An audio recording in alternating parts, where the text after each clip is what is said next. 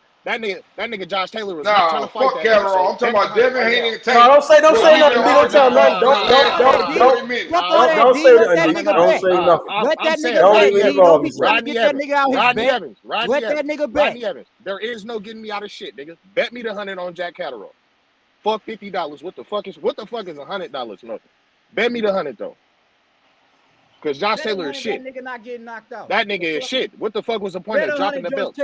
Josh Taylor ain't knocking shit out, nigga. But I come on here No, and I'm I not say, talking hey, about. Taylor not knocking I shit come out. on here and I The fuck is simply y'all state, talking about? I come Bet on here and 100. simply state the fucking facts that I think that the shit that Catterall fucking did, I can think that Devin Haney can do the same thing and he got the fucking ability, but I'm fucking just He got stupid better as fuck. ability. I'm just, hey, hold Better on, ability. He's but faster. He's faster. He got better footwork. Uncle D, Like that ain't lost the fight. It's free Obviously, y'all money missed in the the fight. air. It's obvious a lot I of hear you free niggas money missed in the the fight. air. It's free money in the air. So who putting free money up? Go ahead, Yeah, Jonathan. I'm nigga, trying I to watched the listen to fight. you. That They nigga, talking I hear over you. I Rick still got hear free you money. though. I hear who else got free money? Me and Hot I hear Rod free locked bands. in. Who got free bands for me? Me and Hot Rod locked in. what's the bet? You can bet me. 100 that Josh Taylor ain't You can knocking bet out me. Catterall. No, nigga, he Nah, bet just bet Josh the Taylor winner. was gonna win, nigga. No, Nah, he bet Method, that he you a was pussy. knocking him out, Hey, nigga. Method, you little Shut pussy your clout. dumb ass up, nigga. Hey, Method, you little Don't be trying to pussy help Y'all clout. got that a nigga lighter? bitch.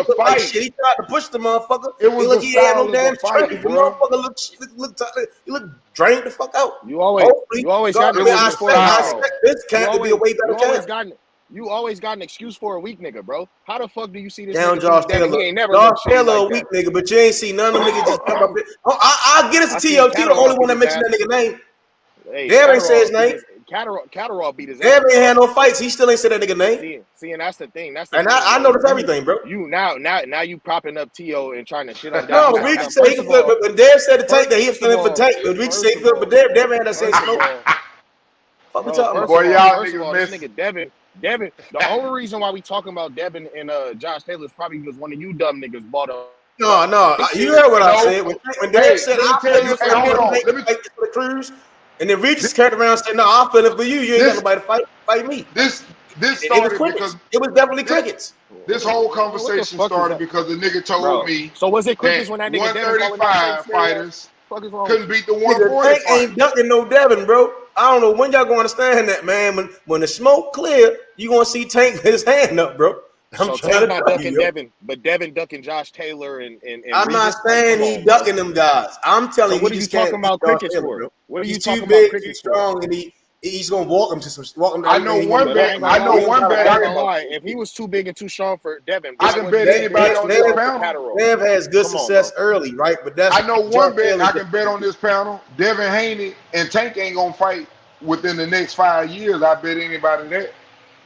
no, they're gonna Cause that fight next nigga fight. Tank is running, bro. That All, nigga all running. them guys, Not within these no, next 5 years. I bet. no, they gonna have to fight. When Floyd Okay. Prove me when Floyd wrong. and them want that work, they want that work. Prove me wrong.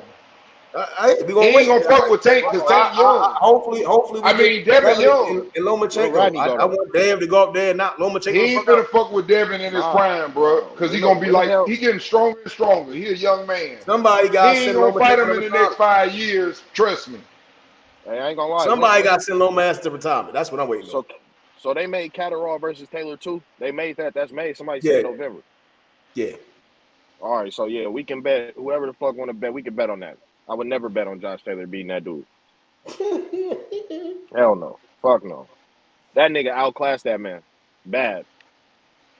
Hey, bad day for Shawty. But again, The problem is he can't fight on the outside, man. He a you strong keep fighter. thinking that he cannot fight on the him, but he outside, and can't you're gonna fight be on the sadly outside. mistaken. That's all it is. So look. You're gonna be So sadly look. mistaken. It ain't that I don't like Bet. him. I told you, I thought he was a Bet. motherfucking fighter till I realized he been fighting motherfuckers that chase him. So When you he got saying so Josh Taylor can't fight on the outside, but when Dev he can't got fight in on the there, outside at all.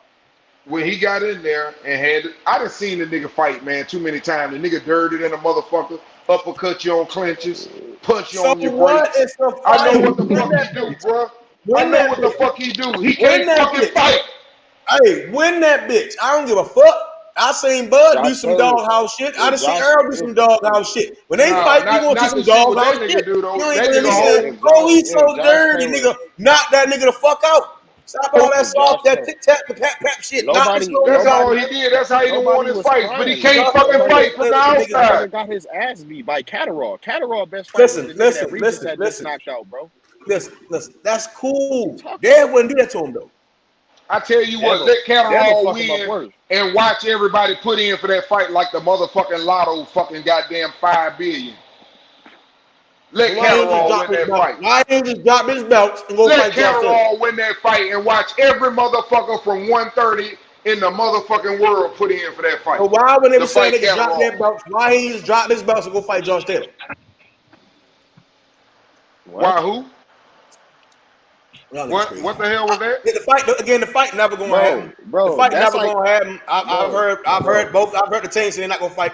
I don't. So let's talk about fights. Let's get back to the Anthony Joshua shit. The fight never gonna happen. But again, Josh Well, Taylor. that's an easy one. That's an easy one there. That's an easy one. Usyk, nigga. Ain't no adjusting. Nigga, you can't teach that nigga how to fight. He grown now. I got AJ. I got AJ. Yeah. You and I your believe in girl Robert gonna be Garcia. mad. You and your I girl believe in gonna be Robert mad. Garcia. You know, I believe it's more so. I believe in Robert Garcia. His mythology of what he wanted to get out of Robert fighting. Garcia can't fight for him though. No, I think he's really good with tapping in with his fighters. Nah, man, not when you got no dog in there. He gonna make adjustments in that ring. Fuck what's coming from the corner. It's gonna It's be what you hard. can. It's what you can do while you between them fucking minutes. The adjustments you can make. That anybody can go back to the corner and say stop doing that. No, nigga, it's gonna be while you're in the heat of the moment, and he in there with somebody that know what the fuck they doing in there. See, you don't bet against that. It's complete. Only way I pick Joshua if I saw Joshua hit him, and I saw that nigga get some wobbly legs, and I didn't see that. He was stunning that motherfucker. He was stunning that motherfucker with a jab. He stunned him with them lead right hands. Stopped Usyk in his tracks several times. Well, I'm like, damn. I ain't it was never at really points seen I him. thought AJ was going to catch him out, cut that ring off, and get his ass up out of there. I never saw that. I mean, maybe he did, but I didn't see it to the point where he was hurt on, like looking like yeah, I'm ready to go. I didn't see that. I Maybe he don't think did Usyk though. was That was a hurt, but very he was intense getting fight. caught. It was very intense. Yeah, he got caught, but he ate the shit. Is what I'm saying. He never. All right. So prior to being with Robert Garcia, AJ had this whatever they was teaching: grab the back of the head, hold the head, shoot the uppercut. You know, he did that at Klitschko. He did the Andy Ruiz. Usyk, when Let he me ask tried you. that shit, Usyk relaxed on him. Hey, let me Rolled ask out, you this. rolled out God the way. dang. Hey, my Usyk been fault, bro. ready to I roll had with to that. goddamn. I don't expect that to be used. I expect AJ to bank on some other Hey shit. man, Hey, hey where man, my do you man think Ryan Rodney at? Hold Garcia on, gonna hold make on. him more Spit aggressive? that shit, go. Because all his fighters are aggressive. When you Yo, look at all the fighters he had, Virgil Ortiz, Ramirez, Mike and them, all of them were like real strong and aggressive. Do you think that he's gonna make Joshua more aggressive? See, Mikey not like I don't know. Mikey a different breed. I'm just So asking you, do you think I think Robert gonna make if him he can more make him aggressive? like if he can install certain like AJ do got some good fundamentals. He just got to stop being robotic with that lead foot. yeah, You know, man. My thing that killed me is his footwork, bro. Them stuttered feet. When you get your feet stuck, he get his feet stuck in that fucking mud sometimes, man.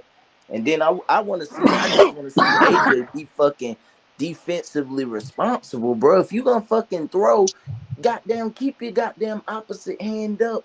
Fucking slip pull. Give me some type of upper body movement, and I just don't think he can make them adjustments with fucking Garcia in just that amount of time against That man somebody already like pissed Usyk. off his fucking country, goddamn, getting blowed up. He already Yeah, pissed. that He gonna take motherfucker that shit pissed out. off, He gonna bro. take that shit out on. He gonna take that shit out on that boy. It ain't even about that, and you know what? They add on to it, but just from a damn He boxing taking that money perspective, home to his country. yeah, like that fucking when it come to that footwork and like the way that man move, he awkward, but it's a clean awkward with them angles and shit. Man, I just see That all man can types of fight, issues man. for That man. Anthony.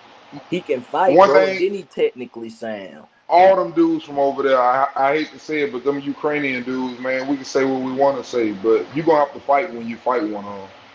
they They all cool. gonna They fight. cool. Lomachenko, all They of them. cool. When they get in there, say they sorry, say they can't do this, but your ass gonna have to fight that night. And that's Hey, why I see Joshua don't have that in him. I done seen it too many times. he It had it ain't with in him. Dillian White when he fought Dillian It White when he ain't. fought Klitschko. He had it in him.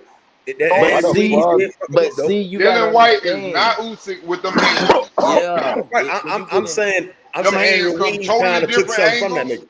and a more variety. yeah, It's like one when thing to sit up and know that a person gonna throw 4 punches the whole night, and these the ones that's gonna, be landed, these 4 punches. But when a nigga got like 12 different type punches, yeah, not even it's that, gonna but be a just fucking problem. hey, Uncle D, he got 12 different punches from goddamn 6 different angles. You know what I'm saying? Switching up in 5 every fucking different thing with them ways. You big know what I'm saying? motherfuckers.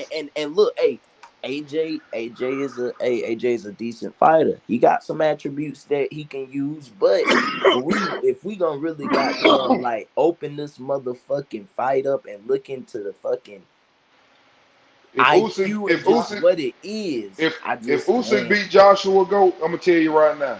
If Usyk beat Joshua this time, Robert Garcia done fucked that boy career up. No, Cause I know no. he gonna make that motherfucker fight with all the guts he got, and if he get beat, he gonna be ready to quit. I He gonna It's be fucked up mentally. Watch. He already was mentally kind of strange anyway. You know that. I can see what you're saying, right? I can see that, but Cause Robert Garcia gonna make I you think fight, Robert bro. Garcia is way better than that corner. He got way better. Whoever the fuck was in the corner with AJ the first time ain't the brightest, right? Robert Garcia going to see certain shit that AJ going to need. Same way they got Papachenko in the corner. Usyk change trainers.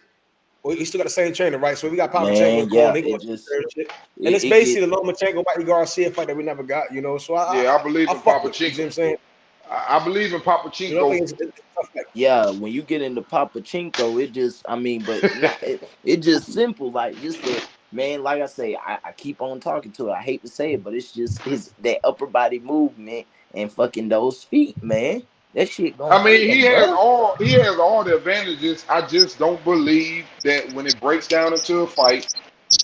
I know who he in there with. He ain't in there with no dude that he gonna hit And real and hard that's and the what I'm dude gonna saying, quit. Uncle D. You know He I'm gonna have putting to the fight, bag and on I don't think he can beat him in a 10 round fight. And I don't 12 either. round fight. That's why I'm gonna put the bag on. That's why I'm putting the bag on Usyk. I'm gonna have my ticket. It's gonna be my fucking avatar and all.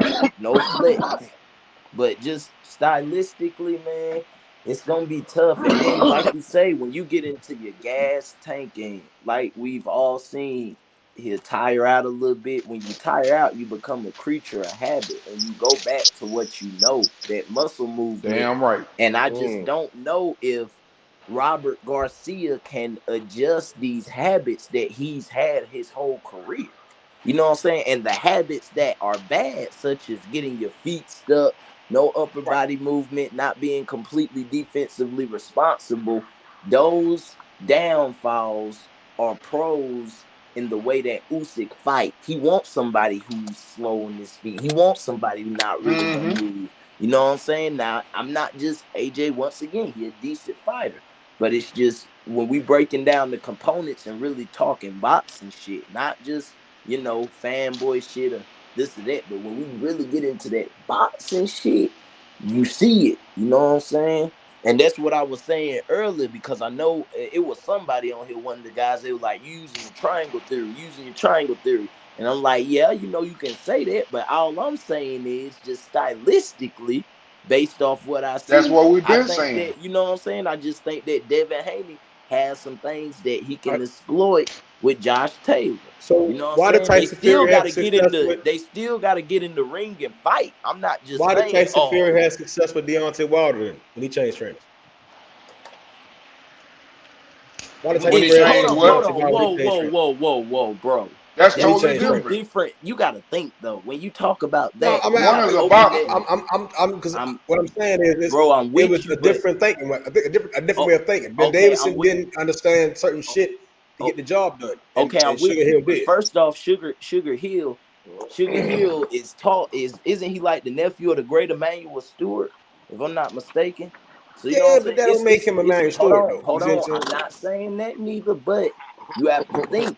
What was Tyson Fury's issue before he got Sugar Hill? What was his main issue that people were saying he was having? He had an issue. Power. What happened when he got with Sugar? Thank you. Now, this is all I'm saying, bro. Robert Garcia, and then another thing, Tyson and AJ are two completely different fighters. You can work with a fighter who nimble on his feet and want to move. Well, you can fuck with a fighter that got heart, go. You know what I'm saying? Yeah, and then got heart like a motherfucker who get knocked down and motherfucking get up, jump back knocked up, down by one of the most dangerous and win the round. And when the crazy shit, like that's a gypsy. That nigga's he licking blood. Them two different animals. I'd be a liar to say AJ ain't got heart, though. I'd be a liar. Because the Klitschko fight did show he had heart, right? Well, see, but that's the thing, guy. Now we're getting into heart. Okay, now how deep is your heart? How big is your heart? You know what I'm saying? Don't worry. We're going to see how that nigga heart feel when that nigga, hey, I'm going to see how you feel about AJ when you lose your goddamn money if you go bet on him. And after the fight, that nigga sit up there. Look like the type of person to bet and that nigga sit up there when he sit his big ass up in there after he done got his ass beat and started laughing on the mic. He's a great fighter. Thank you guys for coming out. I was just gonna go back and he laughing and shit. Hey, Usyk, getting his ass beat. Usyk don't even talk in sentences. That nigga might hit you with 4 words. That nigga might say, Come on, that nigga got heart. He laughing and shit. That shit funny. I got AJ though. Usyk's hell of a fighter. I think this is first. Hey man. Yeah, man, I'm out. See y'all. All right, bro. Later. Deuces. Damn. Hey, who is Big Lex talking about laughing at the GOAT? Motherfuckers, hey, goddamn, man. Hey, he laughing at what you said. He laughing, not in a negative way. Oh, because I'm about to say, you get on here too. Goddamn, boy. It seemed like a nigga, hey, I'm just... he laughing at what he was saying. Yeah. He laughing at you for correcting him about what you're trying to tell him. You know what I'm saying, bro? It just like I just be wanting to get conversations started. Some people Well, be saying I the be thing is, starting though, shit.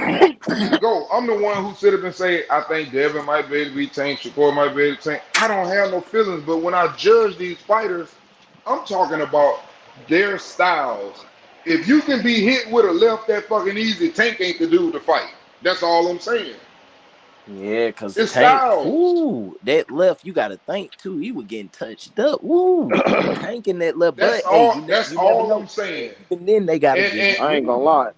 and a They gotta get in that 147 ring pounder. too. Wait a minute, y'all best 147 pounder. Arguably, Keith Thurman couldn't get Barrios up out of there, but I'd be damned if Tank couldn't get his ass up out there. Tank was knocking that bitch all around the ring. Hey, That's why I somebody say has something don't. to say Yo, though. Somebody has yo, something to say. yo. Shit, if them That Go nigga ahead, little Devin bro. would Devin JoJo is a southpaw just like Tank and he was getting hit with that left hand in like 3 out of 12 rounds, but Devin wouldn't even fight Tank the way he fought JoJo. JoJo not a known puncher. Tank is the known puncher. He's gonna fight that dude a on the totally more outside. damn near cautious, way more Mm-hmm. cautious than he fought Hey, JoJo. hey, Worried who about just Tank all said night. that? Who just said that? Because they made a good point. That's a good That's ass real. point. So that's why he gonna lose because he gonna be worrying about what Tank doing. Tank going slowly but surely impose his will. No. I ain't gonna lie. Well, Nigga, shut that shit up. I wish Tank thought that. That nigga Tank don't think he'll beat Devin. You always I If say don't Tank that, think thought he man. that, do either. if Tank thought he beat Devin, if Tank thought he beat Devin, that nigga Tank will be undisputed right now. That nigga Tank can fight whoever the fuck he want. Say he can't. He Hmm. can, but He that he got guy, them nigga. What you training talking wheels. about? He He that got them guy. Floyd got them training wheels on them still. They Nigga like 20. shit. We can hey look, we can sell out the Barclays with Rolly. We can fight anybody. God Now damn. Yeah, he can Floyd. fight anybody. He can fight Hey, anybody. So go take the belts. hey, have y'all ever thought about it? Was a rumor going around about PBC was about to go out and this and that or whatever? Y'all niggas think Floyd gonna let his cash cow get fucked up? Talk. Y'all niggas Hey, now crazy. talk, Uncle D. Break it Hey, yeah, down who for gonna me. fuck him up? Y'all That's niggas who crazy, gonna man. fuck him If up. y'all think We he gonna wanna fuck his business hey, up by putting hey, his young superstar in there with any type of liability when he don't need to and he can still make them millions without them, So you and it saying hurt. I'm Devin Hey, just ain't a gonna Uncle let liability D, y'all for do Tank? the Uncle math D, on that. that's some So you saying bullshit. Devin Hey, Haney's a liability for It's Tank? bullshit, but I'm just telling you, Obviously. he ain't Uncle finna D, fuck up some his money. no, I'm He about ain't to get say, let rich. me He finish. ain't get rich Hey, by Uncle accident. D. Uncle D, you right. It's just bullshit as being fans, bro, that we gotta deal with different types of shit. And it's just like my man Method, he like, well, what is he scared of with Devin? I don't know. It's gotta be like, I'm trying to figure out why the fuck Tank ain't. I just don't get it. I wanna see, and you know what? His past, I'm not gonna get on his past like that. He got some questionable shit, but from this Rolly point forward, I'ma put that pressure on that nigga. And I'm not about to sit here and fucking if he fight a fucking some bullshit next, I'ma be on him the same way I'm on everybody else. Just straight up. I'ma always be consistent. I'm not gonna sit here the same way Adrian Broner did the mental health shit. I got on here, I said what I had to say. I ain't fucking hold back because I ain't hold back with Ryan. You know what I'm saying? So I'm just being consistent, bro. Hey, That's Ryan all is a you can straight do, joke folks. though. AB, four division world champion. You know, and it's just different levels to the shit. Ryan look like Ryan's a supermodel and all these other things. You know, I do. That's a different conversation. I don't even want to get into AB shit because Yeah, I we got ain't different. even gonna Well, get see the into that. thing, hey, I wouldn't want to say anything on the good or the bad of AB, and I'm gonna tell you why. First of all, he has a lot of people that don't like him, and he talked a lot of shit when he was on top. And when I believe him to a certain extent that he has, breakdowns, anxiety or whatever. He's dealing with a lot of shit because he put himself in that position and everybody talked down on him and laughing at his career. And every time he posts something, they just laugh at it, talk negative about him. So, I can see it both ways, man. The dude probably is going through something. So I don't see that as no laughing matter. It's kind of fucked up because he did a lot of talking, but at the I same agree. time, he probably got it worse than any of them. No. I don't understand. That's what it for me is that niggas laugh about the shit and I don't see the joke. I think again, niggas out of all the shit to laugh about, a nigga that like you damn near borderline ready to get committed to a psych ward or they really lose everything in his life. I don't find that shit funny. I just see a lot of niggas down and out. you know, I'd have been down. I don't think that shit funny. You know. Yeah. That's real talk, man. I want you to do it. Yeah, I don't ever want to forget where I'd have been at in life and how. You know He did it to himself, though, right? This nigga was on top of the world. They said he was the next Floyd Mayweather. He did it to himself. He ain't got nobody to blame but himself for that. But we ain't gonna punish him though. Is what we saying. He brung it on himself. That's why I say it's kind of hard on him, and that's why I say he probably got it worse than any of them guys. When you think that you're the best, going to try to make any type of improvements? Yes or no? Or is he the same old AB from before? Yes or no? Just was talking shit about Floyd Mayweather, the man that tried to help him. Oh, I mean, he got his bad. Now, I ain't never seen him have his bad. I'm just saying that, you know, it's hard on him because he talked a lot of shit. Yeah, he brung it on himself, but I'm just saying that made it worse. Talking shit about Floyd Mayweather. But that's why it's worse on him because he going through it because ain't nobody fucking with him. Shit ain't Floyd's fault. Yeah, and I ain't never saying it was Floyd's fault, but I'm just saying it's hard on I'm them over here though. getting my face scrubbed. Fuck goddamn Adrian Broner. He need to goddamn go. This nigga need to go to goddamn. Adrian Broner get treated like that. They black. City. This nigga need to go to Magic City on a damn Tuesday. Get him some lemon pepper hot wings and a big booty, and just damn live his life for a little bit. But that nigga. They treat Adrian Broner bad. They treat Adrian Broner bad because y'all remember Adrian Broner almost told the code on them niggas. That nigga was sitting up talking about, yeah, I just want to fight Chocolatito next. He was playing, talking about how these niggas setting up them fights over there. That nigga, he a liar. You gonna believe AB? AB is a liar and a sellout, bro. And then he goes back. That nigga told Ellaby. That nigga told Ellaby, shut that soft ass shit up. And then go back Floyd Mayweather for help. That nigga's a clown, bro, for real, bro. I don't fuck with that. That's why they doing him like that, because he spilled the beans. That nigga he ain't spilled no beans. If he spilled the beans, why did he go and apologize? All I'm saying is, if the niggas that promote you bite the hand that feeds you, don't expect to get no another meal. That's what I'm telling you. That nigga's a joke, bro. But didn't he do that though, H? He bit the hand. He talked bad. I mean, he tried to. He tried to. He talked bad about everybody know he mentally sick. He's ain't that nigga crazy or some shit? He's saying that he crazy. So nobody take what he say serious. Nobody take that shit serious. He's not a reliable source. He's having a mental I'm just saying that's why he fucked up is what I'm saying. That's why he fucked up is what I'm trying to say. Because he didn't went bad against everybody, and now he out there and he looking for help. He looking for anything. That nigga saying, why Floyd won't fight me? If he care for me, he'll let me get that payday. That nigga, man, that nigga bought money. Why Broner that nigga fell in love with that money? Why Broner told y'all. Figueroa, don't worry about Floyd. Worry about the man in front of you, Floyd Mayweather, 50-some years old. He been retired, nigga. You got an opponent. You signed a contract to go fight Figueroa. Now you keep that same energy you got for Floyd with fucking Figueroa. You can't even beat fucking Figueroa. What makes you come on, man? Oh nah, he definitely got his issues. He been struggling anyway. You damn right. You gotta think though, H. He got bad blood with everybody. Even the announcers after the fucking fight.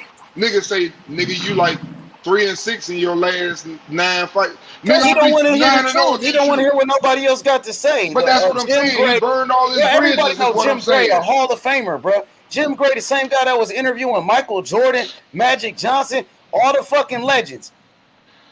But that's what I'm saying. He burned all his motherfucking bridges, bro. So I do think he's going through something now. That's what I'm trying to tell you. Hey, we all going through something. He ain't the only one. That nigga had it easy. He was making millions of dollars. They call him the next Floyd Mayweather, bro. They was hyping his ass up. That's up to you to go to the doctor, though. That's up to you to go to the doctor. If we going through it, that's up to you to get your shit checked. That's just real talk as a man. If you fucked up, take your ass to the doctor. See what's going on. Find a balance, man. He just didn't want to get in that ring with Figueroa. That's what it was. Adrian Broner just was doing interviews on Cigar Talk, talking shit, talking plenty of shit. He didn't seem like nothing was wrong with him right there. And then he did the interview with motherfucking Brian Custer where he walked out.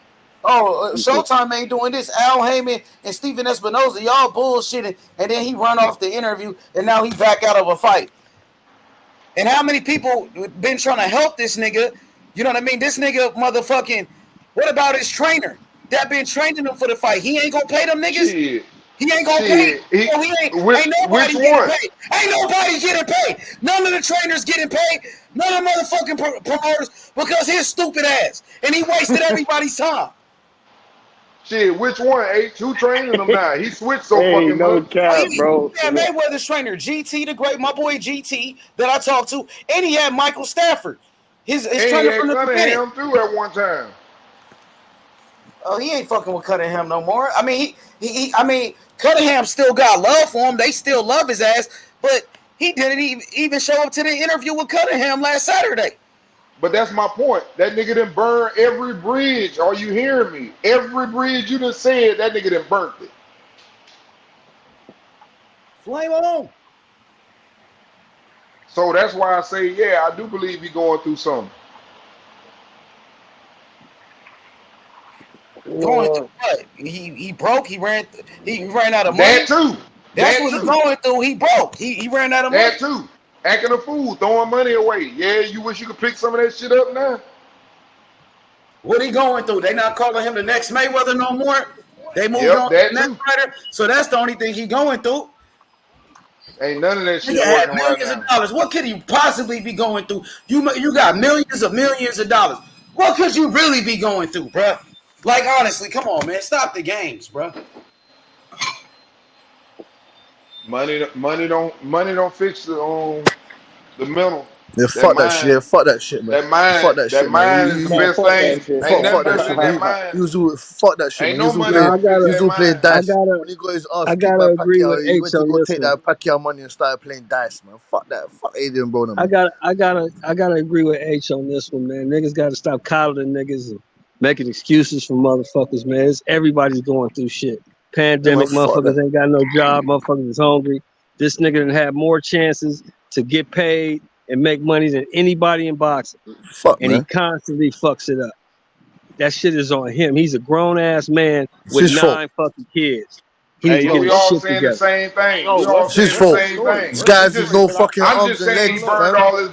That's look, all. I seen this little poster or whatever. So what happened? He pulled out the fight because of anxiety and shit, right? I don't know why the fuck he pulled out of the fight. He pulled out of the fight because he's a cunt. Because look, if the nigga broke, why would he pull out of a fight? You feel me? Like that don't even make no sense. You was finna get paid. He for said the he fight. was going through shit. He said he was going through shit. Mental So health. it's really nothing. He ain't say nobody holding me back. He said I'm going through mental shit. You feel me? So I ain't fighting, bro. So that's just on him. He the one that ain't getting paid. Like you said, his coaches and shit ain't gonna get paid, but they probably gonna have a replacement opponent in there for the card. Everybody else on the card probably gonna get paid and shit. But you feel me? It is what it is. That nigga obviously ain't trying to fight that nigga, or he not trying to fight right now, and that's just that, bro. That's money out of his pocket at the end of the day. It ain't like he came out and was like, oh, yeah, all this other little shit. He damn near apologized. It is what it is, man. But don't ever compare that nigga Ryan Garcia to AB. That nigga Ryan is a never-time champ, and I don't remember Broner ducking anything. That's true. AB never ducked no smoke until now. But that's all, though. You feel me? Nah, he ain't really ducking that, man. You can't really say that. It don't even fucking matter. It's just fucked up that he did it. Like, nigga, we don't know what's going on. Nah, yeah, you feel me? AB might have a bigger fight, man, and he said, fuck that, I'd rather fight him for more money. You don't know what's going on. We don't know. No, we don't. We just speculating. Yeah, I mean, motherfucker gonna make the excuse that they gotta pull out this fight for a bigger fight. So that means he's ducking Figueroa then. Because he didn't believe himself that he could beat Figueroa. Could be.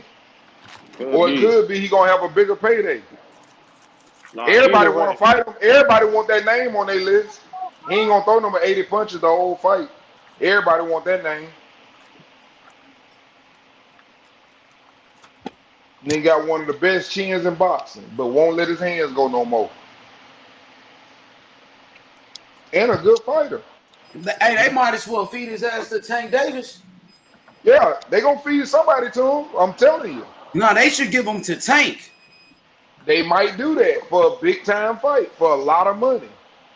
What weight class? Shit, meet her at Well, they do have 140. the catch weight. Yeah, AB can't make 40. 142. He been trying to make 142. 40 for 3-4 years. He can't make 142, 40. 143, 142, 143. What weight class? Y'all Shit, saying you laugh, but I y'all bet you saying they gonna get. 142. I bet you Y'all saying PBC that get some more shit, money off and then AB. that nigga Broner damn show ain't gonna show up on weight, nigga. He don't give a fuck. He ain't there for the He gonna show fight. He there for the money. 144. That's what he Like, telling I you still now. beat that motherfucker. I still beat that motherfucker right now. Fuck the weight. I still beat that motherfucker. That nigga's an idiot for real, bro. That nigga was on top of the boxing world. I remember at one point, Adrian Broner was on a pound for pound list. He was the youngest 3-division champion in the history of boxing, bro. He threw it all away because Bro, he that wanted to shit, be, because he wanted to act like he was a gangster. that shit, Because he wanted to act like he was a thug. He wanted to be a rapper and all of that. bro, that shit happens all the time. Niggas be immature, bro. And that, you feel me? That's just the Adrian Broner situation is super simple. Like you said, the youngest 3-way world champion, bro. The nigga got beat by Maidana, and after that happened, bro, after he was taking all them punches, bro, he was different, bro. Simple, bro. He was not That's AB why no more. I hate to It's say that that, man. simple. I've always questioned, man, did that nigga have some in his blood? Because that nigga Adrian Broner ain't never been the same since. Nah, he just was beating his ass. I ain't even finna take it that far. I'm just gonna I say don't want to he was say it getting either, on. but I'm just But saying. I AB, know that next fight, Floyd was like, "You ain't fight me with them motherfuckers," and he was like, "Them the same gloves we used against AB." That shit just always stuck in my mind, and I'm like, for some reason, that nigga was not throwing no punches back. And I seen fighters when I seen the motherfuckers that did it, like Cotto when he fought fucking goddamn um what's his name the nigga that was low putting that plastic on his gloves. Damn, I can't think of his name. Fought Pacquiao, all of them. Margarito. Margarita. That's who I'm trying to think. But I know when he fought Cotto, it was the same thing. I had never in my life seen Cotto like just just getting hit and backing up. That nigga was backing up and kneeling down and wasn't trying to fight back. And that's what seems like happened to Adrian Broner. When you see something, man, it's just something different about them dudes. They don't act the same. They don't act the same. That's why you got to always worry about a fighter when a fighter gets knocked out. Is he gonna be But afraid, or is he gonna go right back into the kitchen? Some go I back can in the kitchen and fight the way they fight. Some motherfuckers get hit and they ain't never the same no more. look. I can see what you're saying, bro. But at the same time, bro, I kind of really just think at the end of the day that nigga AB was moving up and way too fast, and he was not ready for 147 damn near until now, damn near. Like He might be right on that. he I can't just make know he don't 140 throw no more. punches though. That's all I'm saying. He don't throw punches. He could win a lot of fights. Most fights that he loses because he just don't fucking punch back. He's very accurate. That's something in his head, bro. Because when he throws punches, like you said, he lands them. It's something in his head, bro. I'm telling you, Maidana changed him, and that shit be happening sometimes, bro. All that personality. This nigga wanting to rap and all that other goofy shit. Like that should be happening, bro. Niggas be losing it. I just already Yeah. understand. But if he pulled out this fight, you feel me? That's just on Then that his nigga. You confidence. feel me? He the one Hey, that didn't get. and his confidence can't be that. His confidence can't be that good either. Cause shit, didn't that nigga get beat up at a bar too by some nigga off the streets? I don't know. I mean, shit, I nigga, think that could somebody hit happen. him. It was some rapper Yeah, in a club. yeah, that's what I'm saying. So that nigga You won't be confidence no all friend, fucked up bro, right now. nigga. Nigga, you go from being world weight champion of the world to getting beat up at bars.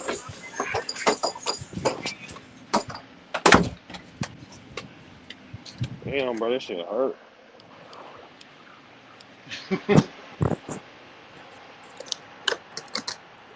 But Steve, how the fuck we get on AB? The fuck? Fuck AB. Fuck AB, They bro. I'm started about talking to about say it, mental. bro. God damn, bro. I'm Goat started praying that for the shit up. nigga, but damn, he need to get Goat, his shit together. hey, Goat, you responsible for that. You said you gave that same energy to AB. You brought that back up. Oh yeah, you said you Oh, gave the same. Nah, yeah, you can't compare Ryan though. Ryan is a bitch, literally. no, see, that's what I'm saying though. But No, he Ryan said he still, kept the same energy. Yeah, I'm saying I kept the same energy. Like they both pulled out. Shit. So when you pull out, shit, and Nah, it's but for that reason I'ma say it. I didn't say shit about AB doesn't have a nice career or illustrious this or that. No, I just said he pulled out the fight. And that's fucked up. no, Just I get because. that.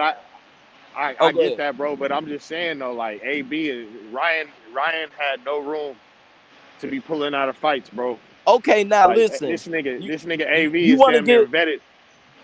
I understand that, but damn, we want to get AB a pass when he been doing. The nigga ain't I'm fought. not. This is his first fight in what 3? Well, not a pass, but some people do. This is his first fight in 3 years. Goddamn, like the nigga ain't did shit. Like Yeah, man, goddamn, at least bro, you know what AB I'm on saying. that bullshit. He on And that Rick, I bullshit, feel bro. what you be like. You always was telling me like we need to support our fighters, support our people. I'm with Man, you on yeah, that, bro. But this nigga's a fuck up though. I'm not yeah, supporting this nigga. I'm Hey, saying this nigga missed out on his bag, bro. yeah. hey, Like that He nigga did. he got. mad Hey, that hey. AB Hey, ain't getting Cosmic paid. say AB is older and may have money problems that can lead to Yeah, mental health issues. and that's what I'm saying. If you got money problems, why are you pulling out of a fight that you finna get paid in? And Man, if he's that. dumb enough to do that, you feel me? Or if he, you feel me? Like we don't know what's Yeah, going on, bro. if he That nigga dumb enough silly, bro. to do that shit, then I ain't got no. I'm not about to sit here and fucking go easy on him or fucking treat Ryan different. Hell no, he gonna get the same fucking treatment. Really, if not worse. Cause damn nigga, you on your dick. You supposed to get it together. God damn, I done been on my dick before and ain't had shit. Guess what I had to do? Hell, I might not have been overweight, but goddamn, I had to get out here and fucking get it out the mud. The same way did I just fucking quit a week before I knew that my turnaround was coming? Hell no, I grinded through. And I'm not comparing shit, but I'm just saying, goddamn, bro, we trying to support you. Hell, just last week we were talking about the fight. Just a few days ago, we were mentioning AB, giving him his flowers, saying, well, damn, he taking a fight. We want to see bro do good, and now he do this shit, bro. I'm sick of this Nah, shit. yeah. Boxing, Like bro. We can't even get the fucking fights we want. Now you want me to just kiss a motherfucker ass because he a 3-division champion or something? Nah, you pulled out the fucking fight, bro. You fucked up. Get your shit together, bro. God damn, bro. I'm sick of being fucking nice and why I gotta fucking damn suck these niggas. Nah, bro, I ain't doing none of that shit. That's what them nah, fanboys do. all I said was that nigga is nowhere near Ryan, or Ryan is Yeah. nowhere near that nigga. Yeah, I know he ain't nowhere near him, but they gotta be near each other to do the same shit. They both pulling out for mental Nah, damn but look, health. look, look. Nah. Because somebody else just pulled out of the fight for that shit too. But look. That's not the point, bro. The point is, look. We gonna see what this nigga AB talking about in like a month. If AB back on that dumb AB shit, you feel me? Then Bro, why we we shouldn't giving be him a hearing from it, pass? He been doing nigga. the Because same listen, thing. this is Okay, the I'm reason. Do listening. you believe Ryan Garcia was dealing with anxiety and shit like that? Bro, no. And that's the thing. Okay, and why do you think that, bro? Because Be- just a month after he was back on the internet I talking that believe he. Ryan Garcia shit, I he was believe he hey, talking that did. Ryan Garcia shit, bro. hey, He was look, just but saying but shit. see, I My gotta be point the is, we going same. Go ahead, bro. Go ahead. My no, fault. go ahead. I'm just saying I gotta be the same way consistent. The same way you saying he was back on the internet a month. Hell, just a week ago, fucking AB was talking like he was ready to knock this motherfucker head off. Just a No, and few that's how days Ryan. ago. The No, nigga that's was, how you know Ryan what I'm was talking saying? So before he. it That's how Ryan was talking before he exactly. pulled So out of you his see shit. the No. similarities. That's why I No. treat them the But then same. after that, no. But then after he pulled out of his fight, he started talking. Now, if AB after he pulls out of the fight, which he did, like let's say tomorrow, this nigga got on the internet and had another episode. Like, really, we shouldn't hear from this nigga. If he really going through shit, he shouldn't be on social media. You feel me? Oh Social well, media not that's good the for your. thing. You He feel me? he Like that's stay what I'm on saying. social media. So if that's what you waiting on, oh, it's coming. he gonna show his ass. Don't worry about it. That's what I'm I'm saying. As pretty soon as he show confident his he ass, will. he. As soon as he show his ass, he bullshitting. But what And, if that and nigga and check into see, this is the rehab or thing. something This is like the that? thing. I go off people tendencies. I go off what you did, and that's what he do. He show his ass, even when he ain't doing shit. Hell, nigga got beat up, said he wanted to fight, so we already know he a little throwed off. So bro, I promise you, hear me out. I won't give it 2 weeks. He'll be talking some shit again. I won't give it 2 weeks, bro. What's the day? Today, motherfucking Monday. Give me I goddamn wouldn't put 2 weeks it past from him. now. I I promise you. wouldn't I put it. promise he'll goddamn get started again. That's why I'm on his ass, cause I already know what he gonna do, cause he been doing it. I wouldn't put Fucking it past him, sucker. bro. Fucking sucker, bro. Now you want to sit here and I don't want to, man. Get your fat ass in there with Figueroa and get knocked the fuck out and get your paycheck. God damn, bro. Sick of these fucking sensitive, soft ass niggas, bro. These niggas, goddamn, bro. And see, I hate to be that guy because then it'll be some political motherfuckers who will say, "Oh, they're fighting for their life," and bro, I understand that, I respect that, but goddamn, bro. That don't mean I can't get on your ass when I feel like you doing fuck shit. Yeah, the AB been, he is who he is, man. And that nigga's a fucking. Oh, let me stop. I pray for him. I pray for him. I pray for him. I'm praying for him. I'm leaving it at that. I'm praying for him. I'm praying for fucking Ryan Cinta Garcia. I'm praying for crackhead Oscar. You praying for all them motherfuckers. I'm praying for all them motherfuckers. I'm praying for the Bud and Spence fight. Fuck Showtime. Fuck Steven Espinoza. I'm pulling my motherfucking membership that I get my fight. Them niggas ain't getting $1 out of me. That shit. Those got me thinking about when my shit come up and ask me to motherfucking renew. I might say, hey, I didn't renew because I don't know if this Spence Bud fight. Man, bro, I'm not renewing. And I done left a goddamn complaint. My shit is easy. It say I want Spence versus Crawford. Goddamn, bro. Sick of this shit, bro. They ain't gonna be taking fucking $79.99 fucking $100 out of my motherfucking account for some fucking bullshit. I'm through with them. I get my shit. Hey, I get my shit back when goddamn I see them niggas in the ring. When I damn see them doing their weigh-ins and shit. But then god damn, boy, boxing was doing good, and goddamn, bro. We go through a lot. God damn. At least NBA got commissioners and shit. NFL got fucking shit. Boxing is just the fucking. You might as well just call this shit the streets. Boxing is the streets. It started Niggas off get good robbed. this year, man. It started off good this year. Yeah, man. that's what killed me. In the end, it's fucking up. But in the beginning of this year, it was fucking great.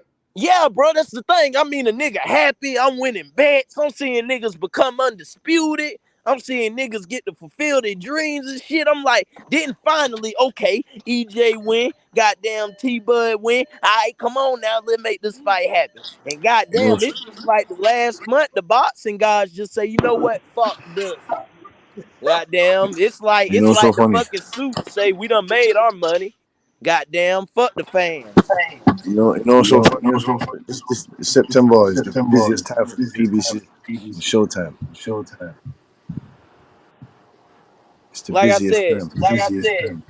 Fuck Showtime until goddamn I get my fight. That shit weird how his mic only echo when Butch talk. That's some weird shit. Sure don't. Butch out that bitch sounding like Gigs. My boy, you sound like that. Hey, you sound like that nigga who was on that Drake album.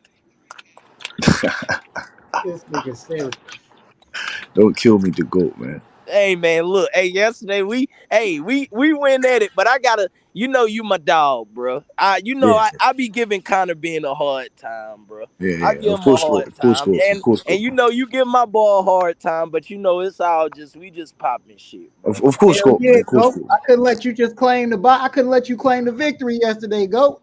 Oh, it's all good. I got back on. Hey, we'll just say that was a glorified sparring session. We'll call it that. We'll call it a sparring session. Yeah, and freeze with the ref, man. Freeze with the ref in the sparring session. Yeah, man, that shit was funny though, man. Shit. I ain't gonna lie, I was hitting them to the body a little bit though. I was hitting them. You gave me a couple low blows as well. Got niggas that want to box, bro. Me and Butch always got niggas that want to box, bro. We always man. Go poke me in my eyes as well. He poked me in my eyes. I poke. Hey guys, I was watching the Teal fight. I rewatched the Teal fight again, and I noticed this. I'm comparing him to Virgil and stuff like that. It seems like Teal was a little bit more calm and collected compared to. I'm not sure if it's just Virgil's natural style, but he seems very jittery. He was very jittery the first few rounds both of them are coming off injuries and stuff like that. But did it seem like Tio was more calm and collected compared to like a Virgil who's very jittery, or is that just Virgil's natural style? First off, Tio's style itself was overshadowed by the fact that he was fighting a bum. It was so overshadowed that even Tio knew he was fighting a bum, so he just started dancing and doing random ass jump punches and all types of shit throughout his fight that made me look at him like, are you really even ready for 140? Because at least Virgil, even though he was jitterish, he was paying attention to his goddamn opponent. He was trying to get in there and knock his ass out. So that's what got him to do all that jitter shit, because he was so focused on knocking his ass out that he left that Virgil left his actual element where he could just box this motherfucker. He could have got him out there sooner, but he was so caught up with trying to knock his ass out. But Tio looked good though. But it's just that's what I'm saying. But be a better person in there with him. Yeah, no, that the competition wasn't there, but Tio looked fine. Okay, but he still has some issues with. Let's see what the trainer that he's bringing back, and I can't remember who they said he brought back, like the trainer he brought. Was it Robles or something? It was a Cuban trainer. I forgot the guy's name. Is it Robles that they brought back into his camp? Shelton? It was the Cuban guy that was training, the guy that was working with Joey Gamache. The guy from Vegas? The guy, Joey Gamache, I know, he brought him back. Yeah, I forgot the guy's name now. It's not Manny Robles, is it? No, Manny Robles is doing other things. It was he brought back Joey Gamache from Vegas. Okay. Yeah. No, and let's be.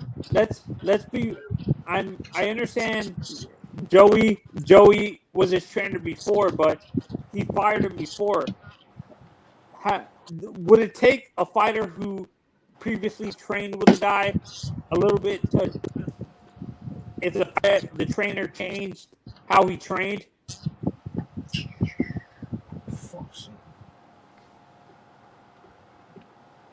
He was buzzing in and out. What you say? Okay. What I was asking, I understand Joey Gamache was Tio's trainer before, but after he left, you don't know if he changed how specifically he trains his fighters and stuff like that. Do you think it might take, if he did change how he trains his fighters, do you think it would take Tio to readjust a readjustment period for Tio to bring bringing Joey back in if he changed how he trained his fighters and stuff like that? I don't think his training really gonna change. No, I'm talking about the actual trainer. If the trainer changed how he was teaching the fighters how to fight and stuff like that, adjusting how he trains the fighters and stuff like that, is what I'm asking, Rich. I don't know. Talk about that. Huh? Hey, Butch, what's up, dude? If he's a top-notch trainer, Tony, he's not going to adjust to you. You're going to adjust to him. Robert Garcia is not a top trainer. He does. See, that's what I've been saying. Robert Garcia doesn't really adjust his fighters, to be honest, because I think he trains the way he wants to train fighters, and this is why. Your mic messing up, bro. Me? Yeah, you near some internet or something? Like your shit got this buzz. Can you hear me now? Yeah, I can hear you I louder. still got you louder, but you still. Oh, I'm gonna jump out, and jump back in. Maybe it's the stream key I'm using. All right. What's up, fellas? What's up? H Money. What's going on with the panel? What y'all talking about? Hey, yo. We got a subject right now. Hey, yo. What up? Talk to me, yo. Hey, homie. What y'all talk about? Salute, salute, salute, chat. Salute. What up, My Bush? fault. I'm back. Hey, who's Hey smoking? Who's yo, smoking on that? hey yo, Who's what's up, smoking on that homie? thing? You Who's know it. You smoking know on we that smoking. thing? That's every day. Hey, Dad. Hey, I'm still Smoking on smoking that on that hot shit, Cambosis. nigga. I'm still smoking on that Cambosis. Ain't shit That changed. yeah, we got that Cambosis Kush right now, bro. That Y'all Can you guys boys hear Cambosis. ain't. me now? Or am I Hey, still? we about to Nah, have you we good about to now. You have that. good now. Yeah. That Hey, we about to bozo. have that AJ. We about to be smoking on that Anthony Joshua. Oh That's what's shit. next. That Y'all ain't Anthony saying nothing but a Joshua word. pack. AJ I pack Yeah. mean, tastes Okay. good, Hold on, homie. hey, What I AJ was hey, just that earlier nigga, for that me nigga, is hey, that yo, got some shit called. That That nigga, shit say. hey, that nigga got some shit that say Nigga. and this is What No, you that's got? What you got, Kush? AJ pack pineapple, tastes good. super silver haze. That's what it is. It's abbreviated. Nigga. Sorry, no. That's good. yeah, yeah. And for me, this is why boy. I'm Hey, we saying I had think it's a huge It's mistake that piss. for me. Rich, this is why I've been saying I hear you. since he joined with Robert Garcia is a huge mistake for a guy like AJ because that style was not really meant for the heavyweight division. That's a lighter division type of style. Like the way Mm. he trains his fighters to come forward like that, and naturally the heavyweight division tends to have a huge gas tank issue. Normally, do you guys see that with the heavyweight division that man. they That's don't? my whole point. That's my whole point. You can't do that against Usyk. You get fucking tired. Your gas tank run out. That coincides with your brain. That coincides with you going back to your technique. You're gonna be a creature of habit and all that shit that Robert Garcia talking. Hey man, look, you can only do so much. You can lead the motherfucker to the lake, but you can't teach him to drink. You Yeah, can't lead that's someone. important. I agree because when it comes to Joshua's technique, going against a motherfucker that he's built on stamina and action. So like if if he gets you discouraged because of his movement or you overexerting yourself, reaching and you know what I mean, running out of gas, that's gonna take away from, you know what I mean, the intensity, you know what I mean, and he might walk into shit. It's a weird fight, man. But I think it's gonna be totally different from the first fight because of the new coach. I think it's gonna bring a different dynamic. You know, whether he Usyk wins, but for me, Usyk wins by UD again. Honestly, he wins on the cards again. I don't think AJ really like. For me, I, I, there's something weird going to happen with this. I think, like you guys say, AJ's a creature of habit. If the style that Robert is teaching him doesn't work, he's going to go back to the previous way of fighting, flinging all his shots and stuff like that. That's what scares me. and that's Hey probably man, and that's that's gonna. go ahead, go. Oh nah, go ahead, bro. I'm gonna go ahead and puff on this thing. You got it. Yeah, it is scary. I think Uzyk's still gonna win because you know what I mean, he got more gumption. You know, he gonna, even if he's behind, he gonna still kind of have that warrior mentality. Even if he's Enough. behind, I can't really bet against him because you know what I mean, Joshua, he shouldn't have lost to Ruiz. He, That's he did- like his best bet this is high speed chase. His best bet need to be just, and this is where it's gonna get fucked up for him. For the ones who saying he gonna have to go out there and brawl, Okay, you want to brawl, but that comes with risk, especially with somebody with the movement of Usyk. So really, it's up to AJ. We're gonna have to see. I'm gonna say this right now. We're gonna have to see the best AJ that we've ever seen. We're gonna have to see. We're gonna have to see a good AJ. We need to see the best AJ. If we don't see that, then I don't see it happening, bro. We need that AJ that face adversity against Klitschko. You're gonna need that AJ.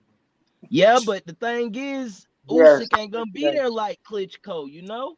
That's where it get a little tricky. I'm saying he gonna need to like for instance when he got back up down and he got alert and he knew that he had to take his fucking head off. You see what I'm saying? That's how he gonna have to approach that shit. I don't know. And like you said, go that shit gonna come with risk. But he gotta take that fucking risk. You gonna have to. You're not gonna outbox Usyk. You're not gonna fucking do it. I mean, he can outbox him if he becomes first in a fight where he, you know what I mean, he take a stance on that. He's gonna take control of all parts of the ring. Whereas, and see, that's just these things just with somebody and a counter puncher too. Like Usyk can fucking counter punch. And nigga got counter punching ability. He'll catch you while you throwing a shot. But you know, I don't know. I prefer as far as my fighters, you gotta have some thump and you gotta have a fucking like Floyd say, this shit mental. And I just think AJ mental ain't there. Like I feel you with the Klitschko, but that's when he was hungry. Like that's when he was still like, you know what I'm saying? I don't know if he that hungry anymore, bruh. When he wasn't laying in the silk sheets. When he wasn't laying in the silk sheets. And not even that. That was Klitschko. Like, man, this shit is different with Usyk just stylistically. Styles make fights, and it don't even matter really on the dog or not. It's just really people say dog. I don't want to see AJ dog. I hear everybody say that. I want to see AJ fucking mind his fucking. I want to see him fucking come up with a game plan and make adjustments in his head. That's where it's not even I don't him. see that happening. I don't think that is it, bro. It's like not even him because he can do it. Is really the game plans are gonna come through the coach, and that is the X factor. Because that's what I'm saying though. Robert That's Garcia is Americanized, and he knows. But when you talk about X factor, what really is an X factor? Because AJ needs his coach to do that. Usyk can do that himself in the ring. You know what I'm saying? It's not, you know, his style is not that. The only thing more difficult in his style, you know, Joshua fight and Usyk is the footwork. Is really the footwork. You know, Usyk is ballsy. You know, he got gumption. But really, if they come up with a good game plan where making Joshua first and keeping him at the end of his punches, keeping Usyk there's nothing wrong with that. You see what I'm saying? But getting him retreating, not him pop shot and you on return fire and he gets away, or he's always gonna be first, beating you to the point. You just following him. No. There's game plans where he could come across. You don't have to play like he. The key thing is not to try to outbox Usyk because he's gonna be moving. So if anything, yeah. For me, I'm listening. AJ's not that. Can you guys hear me get now? off that damn Obama mic. You on that Obama it's phone, your internet man. or Get something. right. Can you guys hear me now? Am I better? You next to an AC or a fucking ceiling fan? No, I'm talking, dude. I'm talking through an iPad microphone. Those can be very iffy and stuff like that sometimes. Can you guys hear me better now, or am I still far away? Go ahead. We can hear you. Go ahead. Okay. Well, I was gonna say, for me, AJ's not a type of analytical fighter. Yeah. Yeah, it's bro. You Your you ain't. connection, bro. That's your Sound like connection. they sound like the feds are fucking capture shit, Yeah, man. man, it's your connection, Yeah, bro. You man. gotta. Hey, get the Sound fuck like off you of here on with a that game fed show. shit, and Your Sound then like you on a Wi-Fi game or Tito, show and stuff. you said all the wrong Tony motherfucking answers. Manzano, It's the mom. Wi-Fi or the That's it. 4G, That's bro. it right there. The It's the whole name right Wi-Fi or the there. 4G, bro. You hot. He hot. Yeah, you got the feds on our shit, man. Damn, exit out and come back in. Exit out and come back in, Niggas bro. being hacked right now. What the fuck you doing over there? Goddamn. You got Chinese hackers on your shit, bro. You got that work, don't you? Feds on your ass. Goddamn, Tony, let me hold a brick. Right. You got that work. You see, when it comes to AJ, he's still learning on a job and he's still a good student. You see what I'm saying? The, where he flunked the fuck out was when he fought Louise. He shouldn't have lost how he lost. He shouldn't even get dropped. It shouldn't have happened like that. And he's Nah, it too happened like that ill-advised because though. he's still young in the mind. Like he's still a student. And it's like it's like he didn't even watch tape on Ruiz. The way he fought him, it was like no way that he came forward thinking that he wasn't gonna get caught with something. And that's what he got caught with something he ain't see and he ain't like it. He wasn't prepared. He didn't have the chin for it. You know, it's so but this is not the same fight. This ain't the same fight.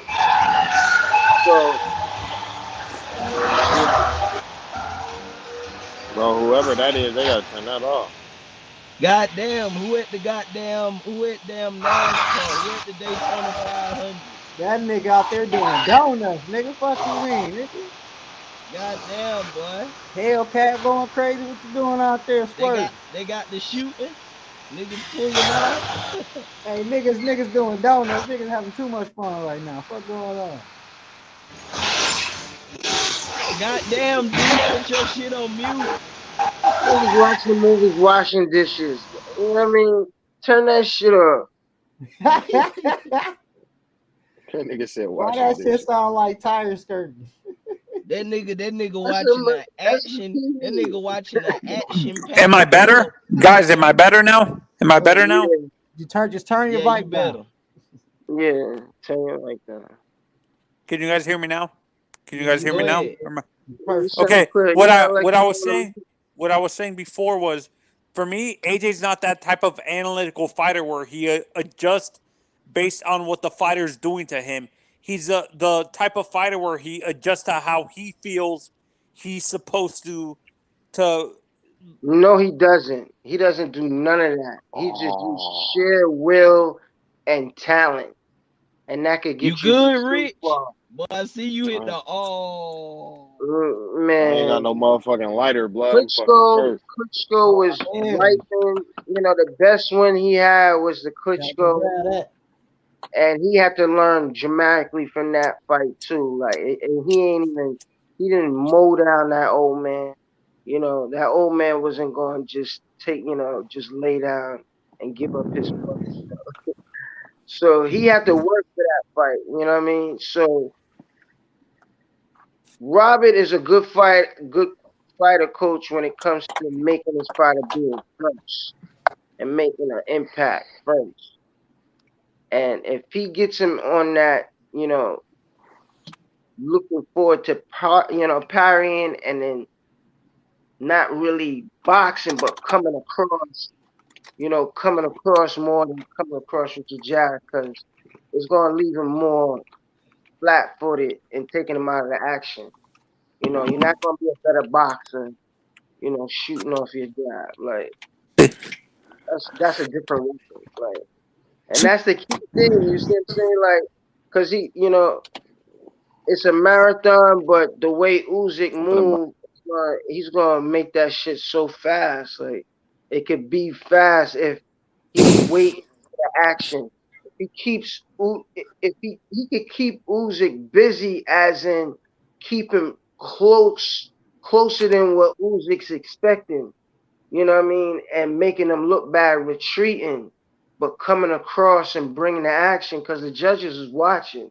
They're gonna know who's constructive with the press, or who's attacking who.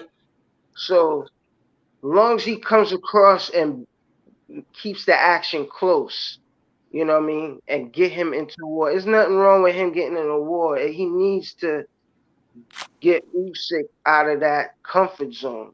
He Usyk can't be comfortable. So you know what I mean? Hey That's D, I just have the a question thing. for It's you. gonna be I think that. a tall hill to climb though. Go Hey ahead. You D, say I you have a got a question for question you real for quick. Uncle D. I don't know if Uncle D on right now, bro. Why when I look at Yo, Robert, what's up? I'm listening. What's okay, up? D, this is an honest question. I've Robert was a natural boxer, a slick boxer when he was boxing and stuff. Why does it seem like he is not teaching his fighters the fundamentals of boxing, like to be a defense first fighter and stuff like that? Is it just the guys he's training are refusing to learn that, or is it just Robert not teaching them that aspect? Because Robert was a natural slick It boxer when he doesn't was. matter. One thing of you fighting to teaching somebody is different. The reason why we haven't seen it. Well, I'm sorry. Damn, I'm answering the question. Go ahead, Uncle D. My bad. I'm gonna let you get it. Nah, I was just, when I speak on Robert Garcia, I'm just saying, one of the things that I noticed about him, it's not a knock on him. I think it's a very good thing what I say about him. I just said that every time I see his fighters, I really believe that all of his fighters they give their 110% for him. I mean, it's almost like having a damn pit bull when I watch his fighters fight because they fight to the end. Ramirez, Virgil, even though Virgil's not with him anymore, but Bam Bam, all them guys, man, they all fight real strong, and they got a good motor. They try to take your wheel, and I think that because of his training, I think that he feels so confident in his training, and if you listen to them talk, they always talk about how strong the kids are and this and that or whatever, because one of the things they stress on is like taking people's wheel. So I think that he does teach boxing, but I just think that he gets his, how some people just get their players in better shape than other coaches, and I He think works on his that's strength, one of bro. those. He I works on think his strength. Like think about exactly, and that's what Madonna. I believe. That's He what just I works on believe. his stamina. Exactly. It goes on and on. His list goes on and on. I Yeah, think it's because of the way he trains his fighters. They really, in their heart, believe that hey, nobody outworks us, and we'll take your wheel. That's what they bank on. When that doesn't happen, that's when they run into problems. That's what I'm saying. Like the lack of when I look at some of his fighters, the lack of if their game plan doesn't go their way, they don't adjust well. Fighters don't adjust well if their game plan if they're not knocking out a fighter right away, they panic and they start they start panicking and stuff like that. Have you noticed What that with fight? I agree. I agree, but I think it goes back to what we just said though. When you go all the way to the top and you're able to do that the same way, you never had to have to do like what, for example, Mikey had to do against Spence. He couldn't walk Spence down, so it went bad for him because that's the only way he knew. He said the same thing about Crawford when he fought him in the amateurs. He said he didn't want to fight. That's why he chose Spence. He didn't want to fight Crawford because he said he'll move. So they have a problem with people that are not going to back down from them and can move. It's just the way it is. They have that one style of fighting. Like I said, I'm not saying that they don't have fundamentals because I think Mikey had good fundamentals. Mikey had great counterpunching ability. I think Virgil is a good fighter too. I'm just saying that they truly believe that hey man, nobody outworks us the way we work. Whatever they doing over there, I don't know, but they I believe think in what they do, I think and a they're gonna side fight note that way. too. I think a side note too is like you say, man. I mean, you're asking for something that you haven't seen because it's not taught. So I understand it's one thing to be able to be a slick boxer, particularly when you fought, but it's another thing to have to teach somebody that.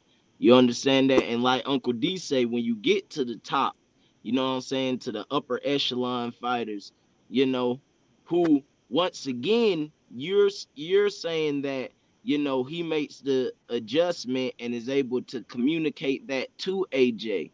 You get to certain levels like Shakur's, Bud's, you know, Devin, like they're able to adjust within the ring. You know what I'm saying? Hmm. And I think Usyk is also a fighter that's able to make adjustments within the ring, process data within, you know, each round from round to round and make those adjustments. You And know, to so touch on that, somebody said it earlier, and to touch on that, when fights get tough, man, I don't care who you are, you're gonna resort to who you are as a fighter, yep, and like I've and been that's who saying it they all are. night, Uncle D. You have we are creatures of habit. That's You right. know, You can't change you it. know I what I'm mean, we saying? can sit up Even and want to even do the something great different. sugar, even the great Sugar Ray said it. At the end of the day, you know, you're gonna be who you are. Or You that's know, at right. the end of the day, you're gonna go back to your techniques, which your foundation, your muscle memory. You You know what I'm start saying? losing, you're gonna go back to what's been going right for you when you've been winning. Even if they tell you not to do it, you finna start fucking doing it because you ain't winning the way with what the fuck they telling me. I'm gonna resort to who the fuck I am, and that's what So happens in the this ring is a a lot of question, times. AJ. With the way British fighters are taught how to box, do you think that cultural difference can cause issues because naturally his style of fighting is not how how Robert teaches his fighters how to fight is not Hey, something. you're It's 100% not right, and that. I said that earlier. It's not what he Tony. teaches them. Yeah, it's not what he teaches them. No, he's saying will it They affect already them? have their skills. You see what I'm saying? They already have their skill sets. He Hey just No, I'm Tony, talking I about explained ain't. them. AJ. I'm talking about Hey Tony, I AJ. do Yeah, think that can be a problem, AJ, because let me say this: if AJ loses, that's what I said earlier, because he's probably going to be in some of the better shape of his life. He's probably going to be a little bit more aggressive, but being aggressive, your counter punches hurt more when you're, more on the attack and not thinking that you're going to get hit. And Usyk has that in him. I said it earlier. I said if he loses this fight after working the way Robert Garcia probably is going to work him, I said it earlier. I think he's done. I think he'll be mentally messed up if he doesn't win this fight after working hard and him putting him, at a top level conditioning. His stamina is going to probably be there. Because I know that's one thing I know about Robert Garcia fighters. They come to fight, man. Unless he babied his way out of it and they didn't work him, or he just don't have the stamina, he's going to be ready. But if Usyk beats him, like I said, I think that can really be a mental block because there's nothing worse like working hard as the fuck you can and everybody telling you this what you need to do and then you get your ass whooped. Now you don't believe in this shit no more. And that And can be a then on bad top of thing. that, the piggyback on what you're saying, Uncle D, not only do you have that mental blocker if you lose, he already has the mental block of the loss, which made him get the other trainer. So with what you're saying, now you're getting into it's really kind of a gamble for him, you know, and people have their opinions. I don't think it's gonna go right. Having that British style, try to mix it with what Robert Garcia is has going on as far as more as a pressure being a fighter and coming in fit, coming in ready to fight all the time. But it's just I don't see those two being able to coincide together. You know what I'm saying? But nah, it's the man. It could gamble. be. And then you gotta have not even that. It's like you keep talking about the coach like nigga, the coach can't fight for you. He still gotta go in the ring and show his actual ability That's and right. technique. No, three. What I'm saying, the cultural like you guys just What? said. the cultural difference in terms of how fighters are taught how to fight is different from British fighters. I get what you're saying. They're taught to Go be ahead, more Tony. technical. They're taught to be Yes, more I agree. and I'm not saying the Mexican style fighting is not teaching these fighters how to be technical, but they're more focused. Fundamental. They're not as fundamental and stuff like that compared. I agree. The Mexican fighters, but the Mexican fighters, they're tougher, and that's what I'm saying. The way they train, they're prepared for what you're gonna do. If put it like this, you may be a good boxer, but they train in their conditioning and their ability to, like recuperate so fast. That's what gives them that edge, and they'll take your heart. If you ain't ready to go all night, they'll take your heart. The output, like Leo Santa Cruz and them, these guys, man, their output is incredible. How these dudes punch. They throw a lot of punches, and they keep going like that for 12 rounds. But you run into those guys that are conditioned right and they're better boxers. And I don't care who you are, you get tired of running into punches. And Usyk, man, like I said earlier, Usyk is that dude, man, that I've never met in my life. I don't know him. He could be the nicest guy in the world, but when I look at him, I say that some bitch crazy as hell, and he got dog in him. That's my appearance of what I see. When I look at him, I say that motherfucker got some dog in him, These and he's Eastern crazy. Europe, most of these Eastern European guys are nuts. So are Baturviev. So is Yes, I say the same thing about him too. All of them. That's what I'm telling you. So it ain't gonna be one of them things where Joshua's gonna be in there. That's my whole point why I think it's not a good fight for him. Well, it's a good fight because he's big as fuck and he can knock anybody out. But the thing that I know is he can't overcommit with Usyk because Usyk can fight. And if he catches Usyk with a good shot, the thing about Usyk, he ain't gonna quit. It just ain't in them type dudes. So who got the bigger You gonna have to power? stop him. Oh, no doubt.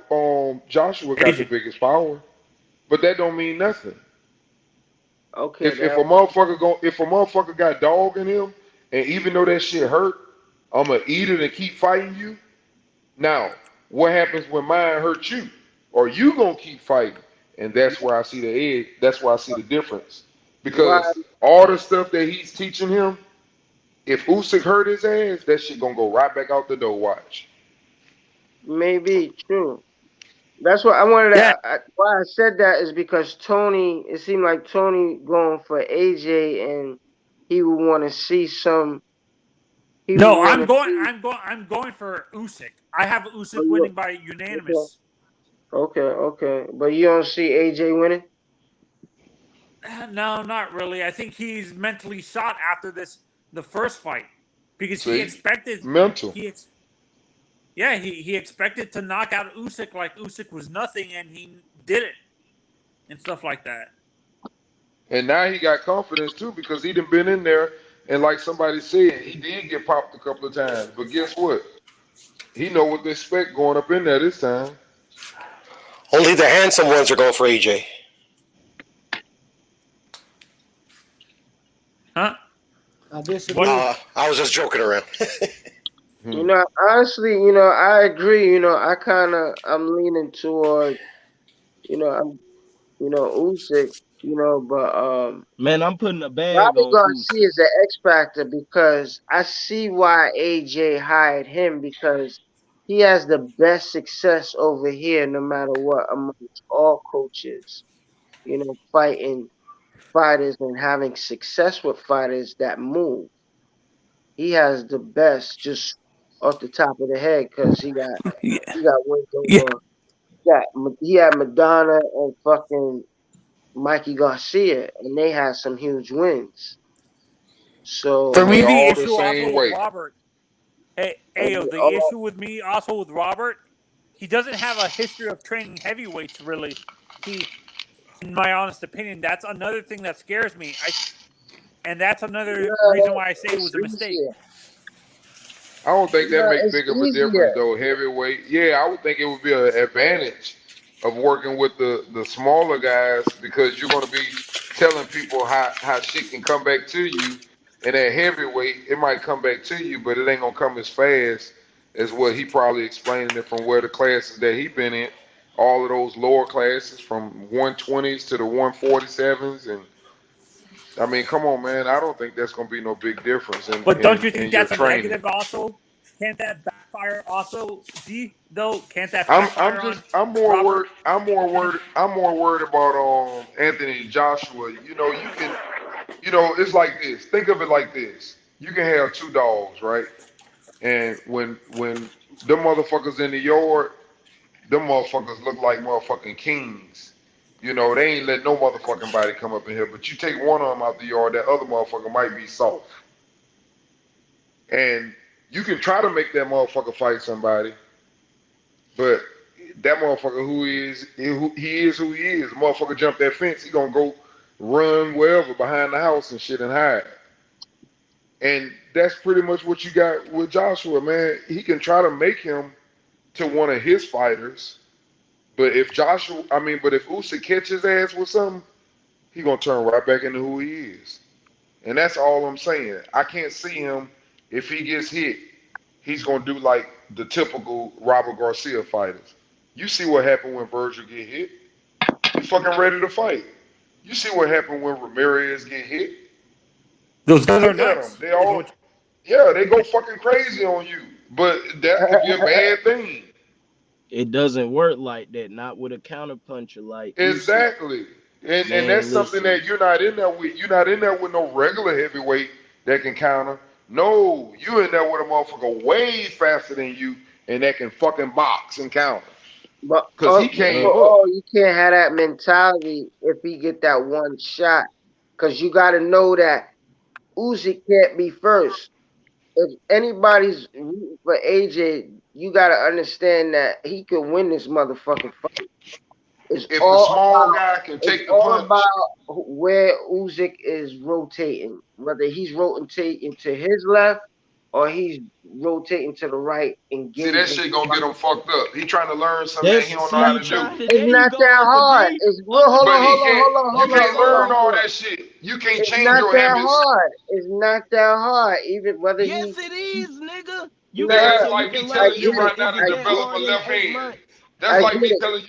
That's I like me get telling it. you to develop a left Nigga hand. took 3 belts from me. It ain't that hard. I get it if you were the challenger. You know, he's in a challenging situation, but motherfucker took my belts. So there's all the motherfucking ammunition. So like I said, it's based on how Usyk gonna be rotating. Is he rotating to his right, engaging the box, or he rotating to his left to AJ's right, rotating to his left, and you know when he's doing that, he's looking to pop shot. He's looking to come over and counter. Whichever side But that's not Joshua even don't a like, problem. None of that whichever is a side Not problem. even Joshua that. don't like, But that's go which ahead. way he But go gonna ahead. move. Hey, But just go a ahead. side That note. none of I that is feel a you problem. on left and right, but what happened when he do left and right? He gonna Why move coming whichever way forward? that nigga don't Hold like on, Yeah. being hold hit on. here. That's when What? the two. Cause That's when hold the on. That two. Yo, that's when the 2-1 come across. see That's when that the that 2-1 come across and the yeah, combination start. You yeah, see what I'm but saying? see you, but as soon as you throw that 2-1, that two gonna get slide because he can easily slide opposite. Remember, That's they what he fought love to already. do. So You see what I'm saying? Joshua, So not. I don't think Joshua gonna be intimidated. Hey, it's Anything not different about from being the last. let me ask intimidated. It's you about what this. So you Hey, just what got said. Joshua knocked out? What got Joshua knocked out? Faster hands. Thank He you. don't like Like, bro, you exchanging gotta with think people. a but little bit, bro. That is a Usyk fact. don't throw punches like Ruiz. Got He his don't ass throw knocked punches like Ruiz. He He does just not. He does but not. he'll If make you pay anything, it's though. gonna be one big out. pop Okay. shot. If anything, it ain't. If anything, it might be a 1-2, I'm of listening, fellas. course, I'm on mute because but I gotta really. wash these dishes.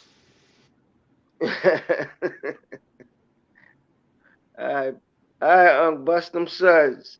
But ultimately, we not expecting that, this guy gonna come in the ring after the man done took his 3 fucking belts. One shot gonna put him down, or one shot, third round, cracks his chin, and he gets discouraged the whole fight. It go 12 rounds too, even worse. It goes 12 rounds because Usyk is bouncing around and shit, or whatever the case might be, or not going for the kill or whatever the case might be. But I don't know. I think, AJ, I think with AJ having Robert in the corner, I think, it could be totally the first fight ain't gonna be repeated the same way. It could be a knockout or it's just an all-out action war. It ain't just gonna be one-sided. That's all that's what I'm like, really harping on. I think Usyk gonna make it look. I think we're gonna be able to obviously tell Usyk is gonna win. I think it's gonna be from the eye test. Once you watch the fight, you're gonna be like, yeah, Usyk got his ass. I think he beat. I just think he beats him. When you talk about just technique and certain things like that, man, it's different. And like you saying, I understand the 2-1, but like I'm saying, what happened if he slipped and then counter him before he throw that? Because that's exactly what happened to him in the 6th round when they fought, and he got clipped. So I mean, you got to be careful wanting to do shit like that.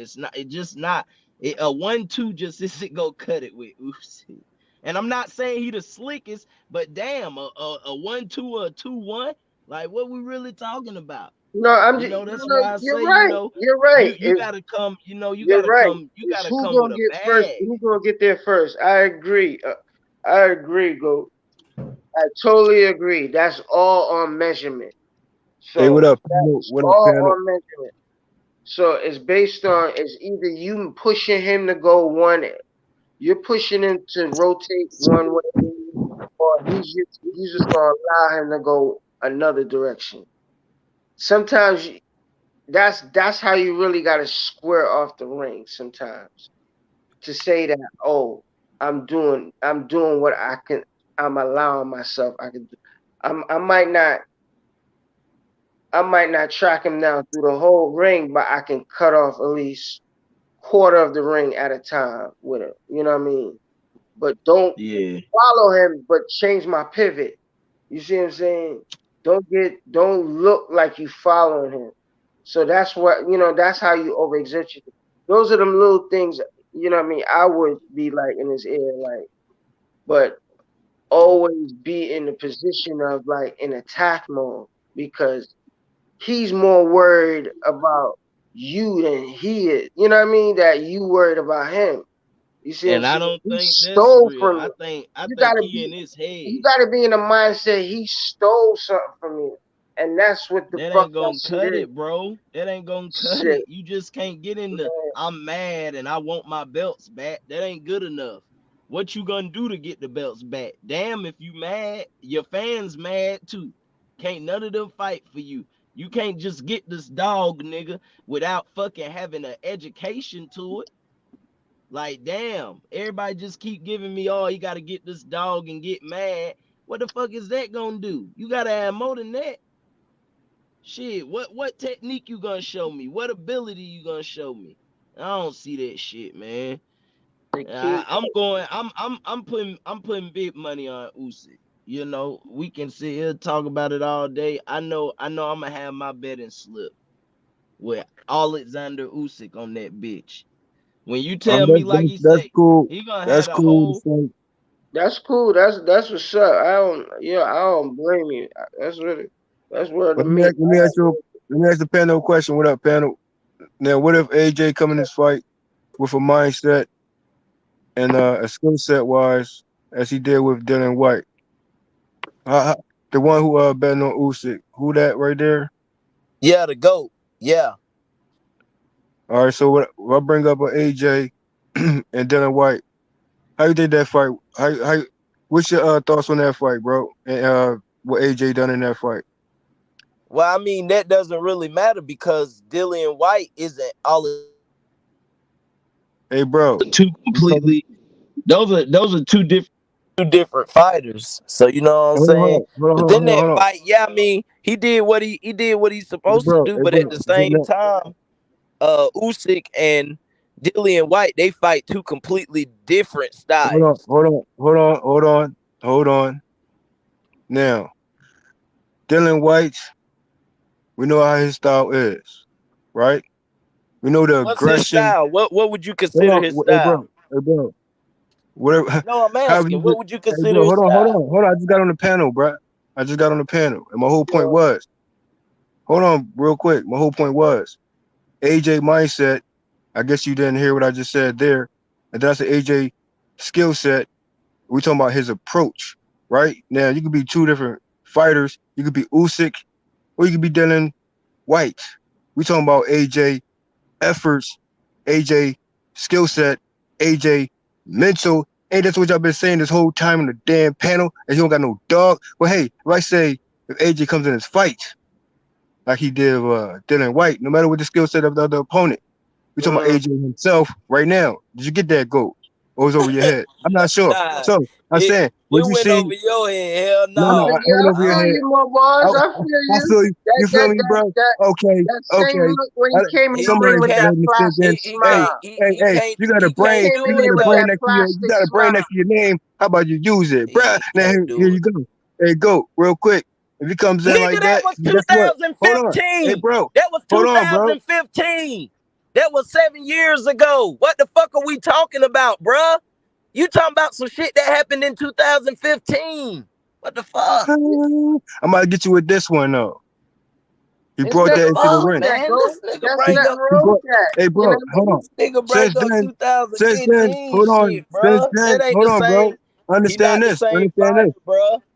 Understand this. Since then, who he got in the ring with after Dylan White? And since then, AJ also ran it back with a contender, top contenders, Ruiz as well. And we talking about hand speed, right? We know that Ruiz hand speed and how he throw his punches is way different from a Usyk. And then guess what? We know Dylan White swings wild and swing wide. Don't we know that? Okay. So And we they're know different. Okay, Usyk we know they're all different. swing. Do Usyk swing wide, my nigga? No, Usyk swings. Usyk doesn't swing Precise. He got wild, a my nigga. variety. Of He course he you got a swing wide. variety. He got a variety of punches. AO5. He got a. AO5. He got AO5. He got Let me talk to the AO5. overhand. He got the overhand. He of course, but And he guess have a what? variety. The We same know way that he got a jab. Is a jab wide? Is a jab a wide throwing punch? Okay, so he has a variety of Usyk, hold on. tools. We know that Usyk comes with a straight left hand, pumps the left hand all the time. We know this. He goes straight down the middle, straight down the pipe. I can say the same thing about fucking Pulev, my man, with the opposite hand, my man. And you know we did with Pulev. But why Derek Chisora was able to beat Pulev though? I seen Usyk go ahead and get him out the way. He had some troubles, but I seen him get him out the way. So what are you saying? The approach. Now we know that the hesitation part comes up as a Hey, factor what too. the Now, fuck that got to do with it? These two niggas have been in the ring together. What we talking about other niggas for? Them two niggas hold have been on, in the bro. ring You together. gotta understand. Thank you. Apply to one fight. Hold on, bro. If you know about anything, you know if you consistent in your fights, as most fighters I could mention, you apply in one fight, you apply in the next. It's called adapt. Okay, so you can't just leave out one fight and don't bring it to the next fight after you learn from your previous matchups, bro. That's why you go back to the fucking drawing board. What What do you think a adjustments do drawing you board see means? AJ make? What does the drawing board mean? Hey, Big Goat, what does the drawing board means? Go. Okay, now the drawing board means go. Answer, bruh.